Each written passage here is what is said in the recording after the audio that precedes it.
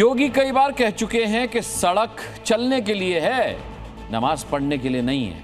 ये नीति यूपी में 100% लागू है, लेकिन बंगाल में ऐसा बिल्कुल भी नहीं। वहां पर सड़क घेर कर बाकायदा नमाज पढ़ी जा रही है, और वो भी ट्रैफिक रोक कर। लेकिन बंगाल में वोट बैंक के कारण कोई कुछ बोल नहीं पा रहा। शायद इसलिए लोग कह रहे हैं कि योगी ने जो कर दिया है उसके बारे में ममता बनर्जी सोच भी नहीं सकती। रास्ता बंद कर की कुछ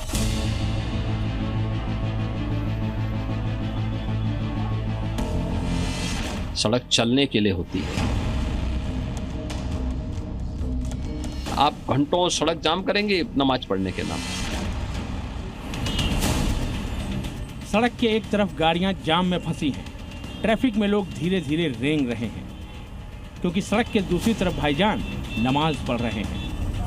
रास्ता बंद कर की कुछ एक तरफ का ट्रैफिक रोक दिया गया है, नमाज पढ़ी जा रही है। कोलकाता की सबसे व्यस्त सड़क पर रमजान से ठीक एक दिन पहले बीच सड़क पर नमाज पढ़ी गई। वहीं दूसरी ओर उत्तर प्रदेश से भी नमाज पढ़ने की तस्वीरें आई, लेकिन कहीं भी भाईजान ने सड़क घेर कर नमाज नहीं पढ़ी। कहीं भी नमाज के कारण ट्रैफिक जाम नहीं हुआ, किसी भी सड़क को नमाज के लिए बंद नहीं करना पड़ा। यूपी में भाईजान ने मस्जिद और ईदगाह में ही नमाज अता की। यही है फर्क योगी मॉडल का और दूसरे राज्यों में वोट बैंक मॉडल का। यूपी में ईद और रमजान में सड़क पर नमाज नहीं पढ़ी जाती, मस्जिदों से तेज आवाज में अजान भी नहीं होती। अब तो मुहर्रम के जुलूस में हंगामा भी नहीं होता, और न ही शब बारात के नाम पर हुड़दंग होता है। अब तो बहनों और भाइयों, उत्तर प्रदेश में कोई सड़क पे नमाज भी नहीं पढ़ता।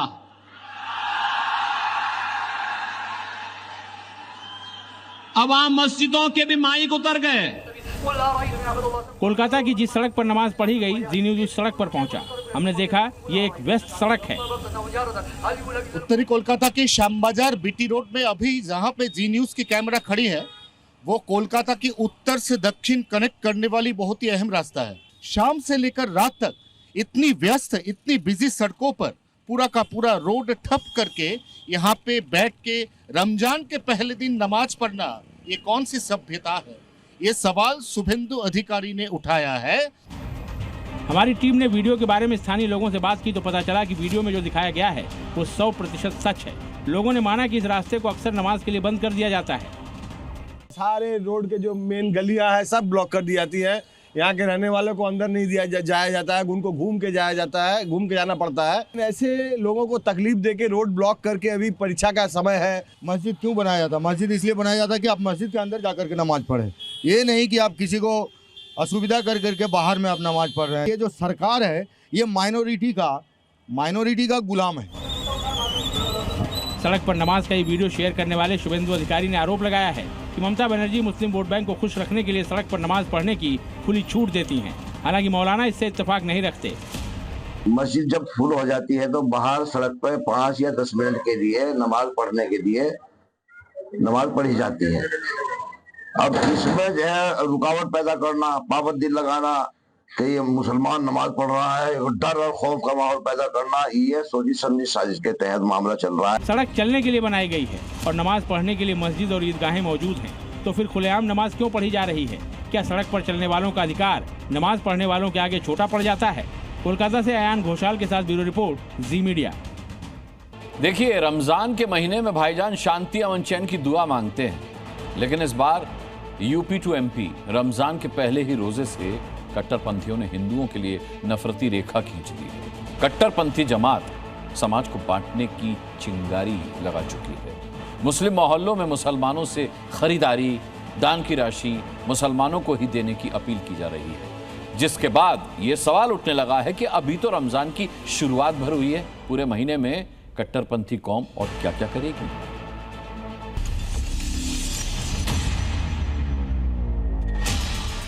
100 हिंदू परिवारों के बीच में एक मुस्लिम परिवार सबसे सुरक्षित रहता है, लेकिन मैं कहता हूं 100 मुस्लिम परिवारों के बीच में 50 हिंदू सुरक्षित रह सकता है क्या?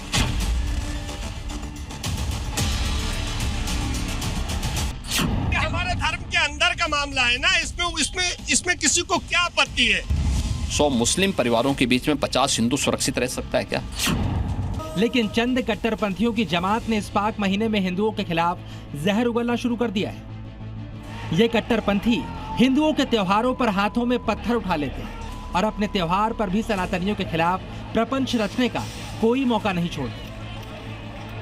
आज से रमजान की शुरुआत हुई। इधर मध्य प्रदेश में अहले सुन्नत समिति के महासचिव पीरजादा तौकीर ने माहौल बिगाड़ने की साजिश को हवा दे दी। हिंदुओं से नफरत को ज्यादा से ज्यादा मियां भाई तक पहुंचाने के लिए सोशल मीडिया का सहारा लिया। व्हाट्सएप पर बड़ा सा मैसेज लिखकर सर्कुलेट करना शुरू कर दिया। हिंदू मुसलमान की चिंगारी को भड़काने के काम में पहले ही दिन से जुट गए।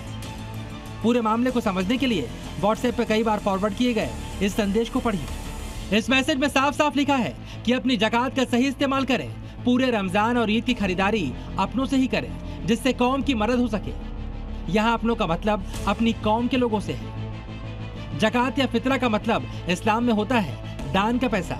इससे गरीबों और जरूरतमंदों की मदद की जाती है। जिस दान से इस्लाम में अपने धन को शुद्ध करने की बात कही गई है, उसी का इस्तेमाल कट्टरपंथी समाज में ईर्ष्या और द्वेष पैदा करने के लिए कर रहे हैं। पीरजादा तौकीर मुस्लिमों के दिमाग में जो भरना चाहते थे वो उसमें काफी हद तक सफल भी हो गए। क्या रमजान में हिंदुओं से खरीदारी नहीं करनी चाहिए? इस पर कई भाईजान की जुबान पर पीरजादा वाला ही राग है। मुसलमानों की आर्थिक स्थिति मजबूत की जानी चाहिए। ये हमारे धर्म के अंदर का मामला है ना, इसमें किसी को क्या आपत्ति है? हिंदू लोगों को जब हम नहीं दे सकते तो हिंदू लोगों के बाद हम जाएंगे तो हिंदू लोग क्या हमको देंगे? उधर से भी हमारे गैर मुस्लिम भाइयों ने कहा था कि अपनों से ही खरीदो फरोख्त करो, तो इधर से भी कुछ लोग ऐसे हो जाते। मतलब मियाँ भाई हिंदुओं की दुकानों से खरीदारी नहीं करेंगे। भाईजान दान का पैसा केवल मुसलमानों में ही बांटेंगे। इतना ही नहीं, यूपी टू एमपी भाईजान बोल रहे हैं कि रमजान में ठेका बंदी की जाए। यूपी के अमरोहा में फारूक एजुकेशनल सोसाइटी की तरफ से जिलाधिकारी को ज्ञापन सौंपा गया और ये मांग की गई कि रमजान में शराब बंदी की जाए, मुस्लिमों की धार्मिक भावनाओं का सम्मान किया जाए। यहाँ सवाल ये उठता है, भाईजान को तब धार्मिक भावनाओं का ख्याल क्यों नहीं आता जब ये लोग प्रशासन के आदेश के बावजूद नवरात्रि में नॉनवेज की दुकानें खोलकर बैठ जाते हैं? बिल्कुल जरूरी है, बंद करना चाहिए। ड्राई डे पे आप लोग करते रहते हैं, साल भर आप कहीं ना कहीं किसी न किसी त्योहार पर आप मीट की दुकानें बंद करा देते हैं। तो शराब की दुकान क्यों नहीं बंद होनी चाहिए? शराब की दुकानें बंद होना चाहिए, मीट मटन उनकी भी दुकानें बंद होना चाहिए, परमानेंट सब बंद हो जाना चाहिए। साफ है, कट्टरपंथियों का ढर्रा वही है, कट्टरपंथियों की सोच वही नफरती है। हिंदुओं के त्योहारों पर पत्थर उठाओ और रमजान आए तो समाज में नफरत फैलाओ। भोपाल से प्रमोद शर्मा के साथ ब्यूरो रिपोर्ट, जी मीडिया। रोजाना की तरह वृंदावन में बांके बिहारी मंदिर श्रद्धालु दर्शन करने पहुंचे, लेकिन उनके मन में उत्साह और शांति की अनुभूति उस वक्त आक्रोश और गुस्से में बदल गई जब उन्होंने ठाकुर जी के गर्भगृह पर ताला जड़ा देखा। इसके बाद जिस मंदिर में दिन रात बांके बिहारी की उपासना होती है, वो प्रांगण विद्रोह की आवाज से गूंज उठा। किसने बांके बिहारी की तालेबंदी की? देखिए इस रिपोर्ट में।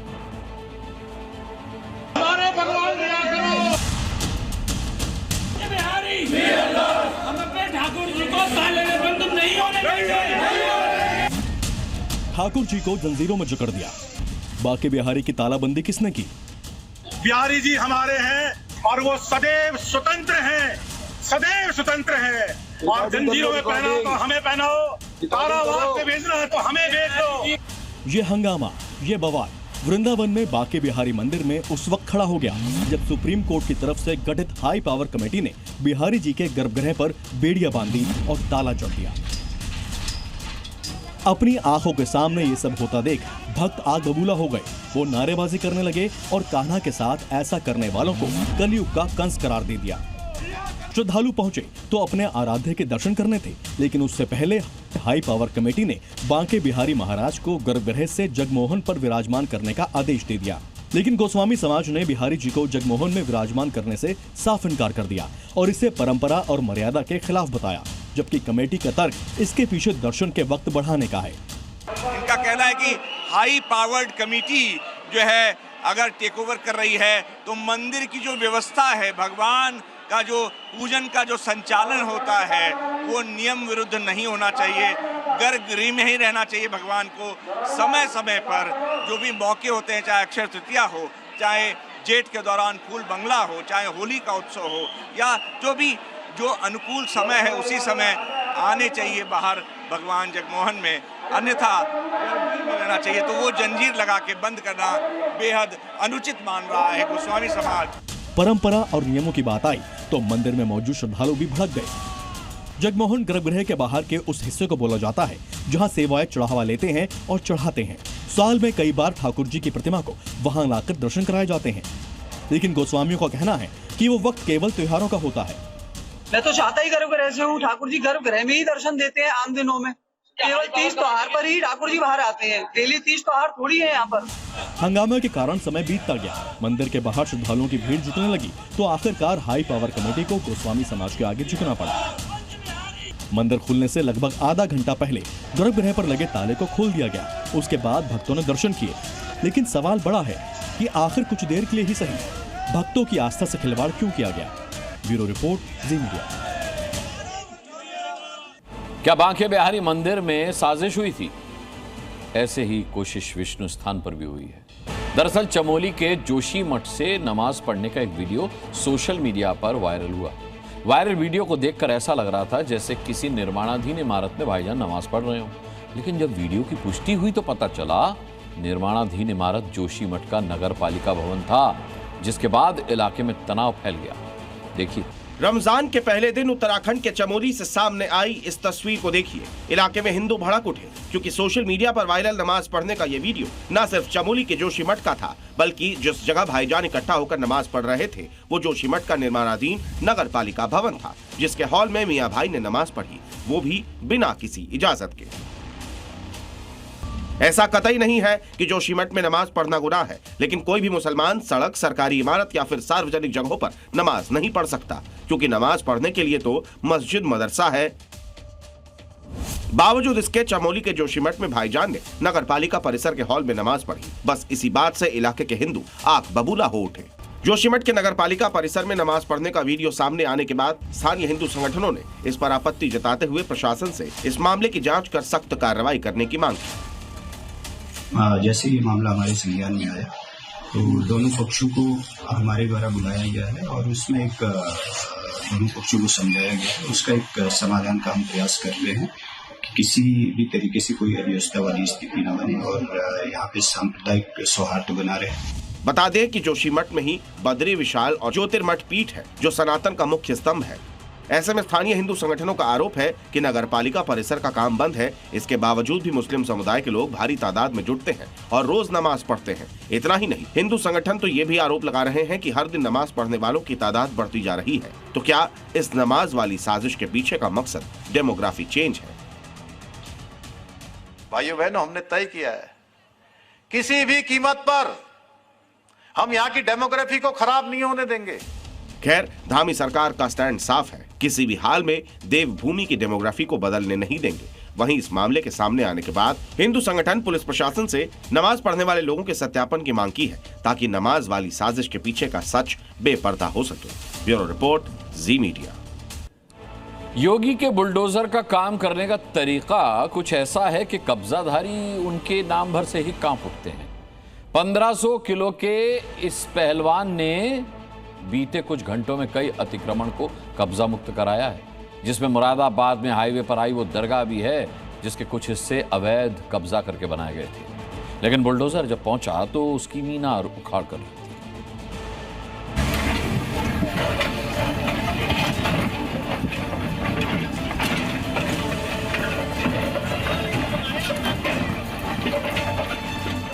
कब्जा कोई भी करेगा, किसी भी स्मारक पर, किसी भी पौराणिक स्थल पर, वो कोई भी होगा, उसको छोड़ूंगा तो नहीं। दरगाह की मीनार गिरा दी, दरगाह के कोने कोने को खरोंच डाले। ये योगी के उत्तर प्रदेश का पावर पैक बुलडोजर है, जिसकी खुराक अतिक्रमण पर हाई इंटेंसिटी एक्शन है। योगी का बुलडोजर जब सड़क पर उतरा तो मुरादाबाद में हाईवे चौड़ीकरण में बाधा बन रही दरगाह की मीनार को सरेंडर करना पड़ा। देखिए कैसे बुलडोजर ने दरगाह के आगे की 2 मीनारों को एक बार में ही मलबा कर दिया। इस दरगाह का कुछ हिस्सा अवैध रूप से बनाया हुआ था, जो हाईवे को चौड़ा करने के काम में बाधा बन रहा था, इसलिए पहले भी इसके कुछ हिस्से में तोड़फोड़ की गई थी। आज फिर कार्रवाई को आगे बढ़ाते हुए 2 मीनारों को बुलडोजर ने अपनी ताकत का एहसास करा दिया। पिछले साल भी इसी रास्ते पर मुरादाबाद से उत्तराखंड के काशीपुर तक कुछ अवैध निर्माण बाधा बन रहे थे, जिनमें एक मजार भी शामिल थी। उसे बुलडोजर ने ध्वस्त कर दिया था। योगी का बुलडोजर यूपी के अलग अलग हिस्सों में अवैध के खिलाफ जमकर गरज रहा है। फिर चाहे वो रामपुर हो या कानपुर या फिर सीतापुर और ग्रेटर नोएडा, जहां पीले पंजे को अवैध कब्जा दिखता है उधर उसका पहिया घूम जाता है और फिर देखते ही देखते उस जगह पर मलबे का ढेर लग जाता है। कानपुर में 20 बीघा अवैध प्लॉटिंग को बुलडोजर ने जमींदोज कर दिया। इसी तरह रामपुर में भी तकरीबन 2.5 एकड़ जमीन पर चल रही अवैध प्लॉटिंग को योगी प्रशासन के पीले पंजे ने ध्वस्त कर दिया। इधर ग्रेटर नोएडा में 30,000 वर्ग मीटर जमीन पर हुए अवैध निर्माण को ध्वस्त करने बुलडोजर पहुंचा और 60 करोड़ की जमीन को कब्जा मुक्त करा लिया। सीतापुर में भी योगी के पहलवान ने 45 लाख रुपए की जमीन को कब्जाधारियों के चंगुल से छुड़ा लिया। साफ है, कब्जाधारी कोई भी हो, कहीं भी हो, योगी के बुलडोजर को देख उसका अतिक्रमण ज्यादा समय तक टिक नहीं पाता। मुरादाबाद की दरगाह की मीनारों पर जिस तरह पीला पंजा चला, उसकी धमक भूमाफिया के जहन में दहशत पैदा किए हुए है। ब्यूरो रिपोर्ट, जी मीडिया। अपने योगी चले विदेश। जी हां, मुख्यमंत्री योगी आदित्यनाथ तो 4 दिन बाद जापान और सिंगापुर जाने वाले हैं। 9 साल बाद योगी पहली बार जा रहे हैं विदेश। लेकिन खबर ये नहीं है। खबर पता है क्या है? खबर यह है कि योगी इस विदेश दौरे पर भगवा वस्त्र पहनकर ही जाएंगे। पहली बार संवैधानिक पद पर बैठा कोई व्यक्ति भगवा कपड़े पहनकर विदेश यात्रा पर जाने वाला है। यही है सीएम योगी की खासियत। मौका कोई भी हो, सनातन की पहचान को नई ऊंचाइयों पर ले जाने की उनकी मुहिम कभी नहीं रुकती, कभी नहीं थमती। 45 लाख करोड़ रुपए से अधिक के निवेश प्रदेश के अंदर लाने में सफलता प्राप्त की। उत्तर प्रदेश को आज किसी के सामने भीख मांगने की नौबत नहीं आती, क्योंकि हमने आय के स्रोत बढ़ाए। भारत ही नहीं, दुनिया का हर बड़ा उद्यमी उत्तर प्रदेश के अंदर निवेश करने को तैयार है। उत्तर प्रदेश के ये हालात यूं ही नहीं बने हैं। इसके पीछे सीएम योगी की लगन, अथक मेहनत और परिश्रम छिपा है और अभी भी योगी रुक नहीं रहे हैं। यूपी को $1 ट्रिलियन इकोनॉमी बनाने के मकसद से सीएम योगी खुद सिंगापुर और जापान की यात्रा पर जाने वाले हैं। 23 और 24 फरवरी को योगी सिंगापुर की यात्रा पर रहेंगे, तो वहीं 25 और 26 फरवरी को वो जापान में उच्च स्तरीय बैठकों और निवेशक सम्मेलनों में हिस्सा लेंगे। जापान में 600 किलोमीटर प्रति घंटे की रफ्तार वाली मैगलेव ट्रेन में योगी सफर करेंगे। योगी जापान की भविष्य की रेल तकनीक से भी रूबरू होंगे। उत्तर प्रदेश में आधुनिक परिवहन ढांचे के विस्तार को लेकर वो चर्चा करेंगे। सरकार का मानना है कि सीएम योगी के इन विदेश दौरों से उत्तर प्रदेश में औद्योगिक निवेश को नई गति मिलेगी और रोजगार के मौके बढ़ेंगे। सीएम योगी के इस विदेश दौरे की चर्चा इसलिए भी तेज है क्योंकि इस यात्रा के दौरान भी सीएम योगी भगवा कपड़ों में ही नजर आएंगे। पहली बार किसी संवैधानिक पद पर बैठे व्यक्ति के भगवा पहनकर विदेश जाने की बात कही जा रही है। सूत्रों के मुताबिक मुख्यमंत्री योगी जापान यात्रा के दौरान पारंपरिक सैंडल की जगह शूज पहनेंगे।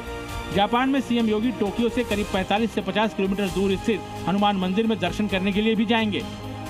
सीएम योगी इससे पहले मॉरिशस, रूस और नेपाल की यात्रा भी कर चुके हैं, लेकिन सिंगापुर और जापान यात्रा के दौरान सीएम योगी के भगवा पहनावे, शूज और जापान के हनुमान मंदिर जाने की खबरों ने उनके इस दौरे को और ज्यादा चर्चित बना दिया है। ब्यूरो रिपोर्ट, जी मीडिया। इस वक्त पाकिस्तान में मरियम नवाज के खर्चे के चर्चे हैं, और वो भी क्यों ना। जहां एक तरफ पाकिस्तान की 11 करोड़ आवाम हर रोज भूखे पेट सोने पर मजबूर है, तो वहीं उसी पाकिस्तान के एक सूबे की सीएम यानी कि मरियम नवाज ने 1100 करोड़ का लग्जरी जेट खरीदा है, वो भी आवाम के पैसे से।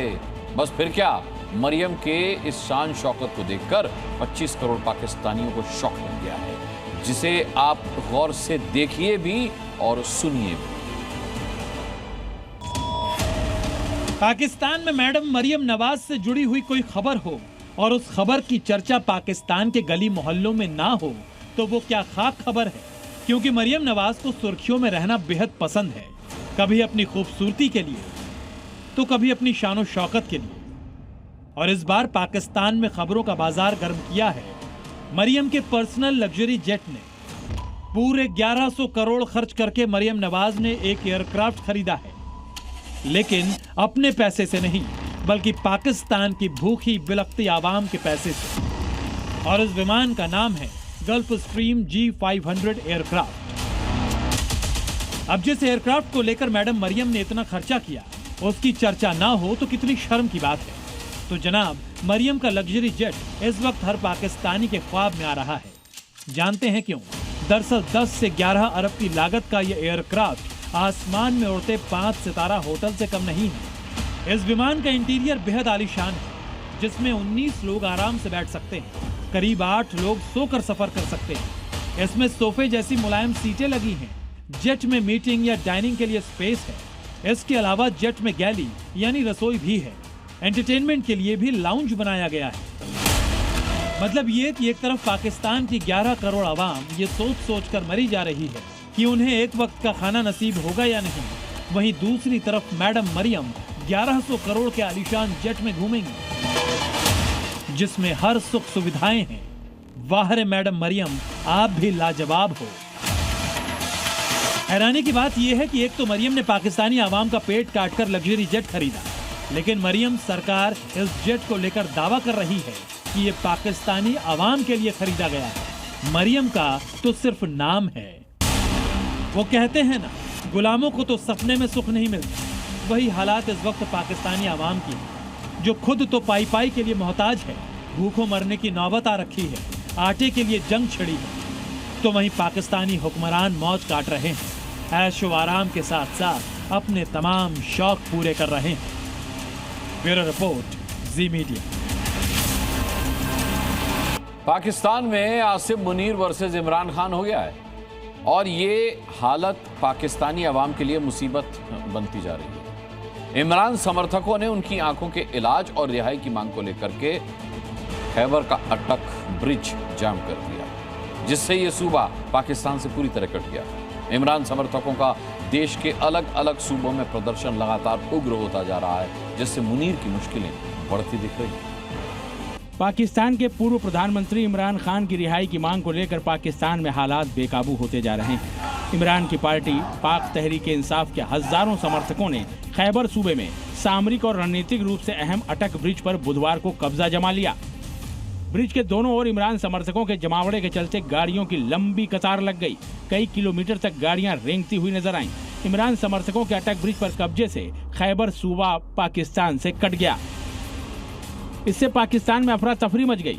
पीटीआई के तेवरों को देखते हुए पाकिस्तानी आर्मी चीफ और सीडीएफ आसिम मुनीर ने हालात संभालने के लिए इस्लामाबाद, पेशावर और रावलपिंडी कैंट से लगभग 5000 फौजियों को कटक के लिए रवाना किया है। उधर खैबर के मुख्यमंत्री सुहेल अफरीदी ने रिहाई के लिए युवाओं की इमरान रिलीज फोर्स बनाने का ऐलान कर दिया है। इमरान के समर्थन में तहफ़्फ़ुज़ पार्टी ने भी इस्लामाबाद कूच का ऐलान किया है। पाकिस्तान के अलग अलग सूबों में इमरान खान की रिहाई की मांग को लेकर प्रदर्शन दिनों दिन तेज होता जा रहा है। लोगों के तेवर उग्र होते जा रहे हैं। 73 साल के इमरान खान अगस्त 2023 से ही जेल में बंद है। उन्हें कई मामलों में सजा मिली है, जिन्हें वो राजनीतिक बदले की कार्रवाई बताते हैं।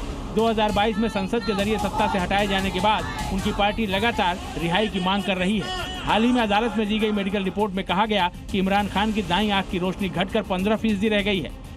इसीलिए इमरान खान की रिहाई की मांग अब तेज होती जा रही है, जिससे मुनीर और शहबाज सरकार की मुश्किलें बढ़ती हुई नजर आने लगी हैं। ब्यूरो रिपोर्ट, जी मीडिया। जम्मू कश्मीर के पहलगाम में बीते साल 22 अप्रैल को बैसरन घाटी में आतंकी हमला हुआ। इस टेरर अटैक में दहशतगर्दों ने नए पैटर्न का इस्तेमाल किया था और वो था टूरिस्ट प्लेस को निशाना बनाना। लेकिन इस हमले के बाद अब सुरक्षा बलों ने भी अपने प्लान में बदलाव किया है और घने पहाड़ी जंगलों में टेम्परेरी ऑपरेटिंग बेस वो बना रहे हैं। आखिर क्यों और कैसे, देखिए।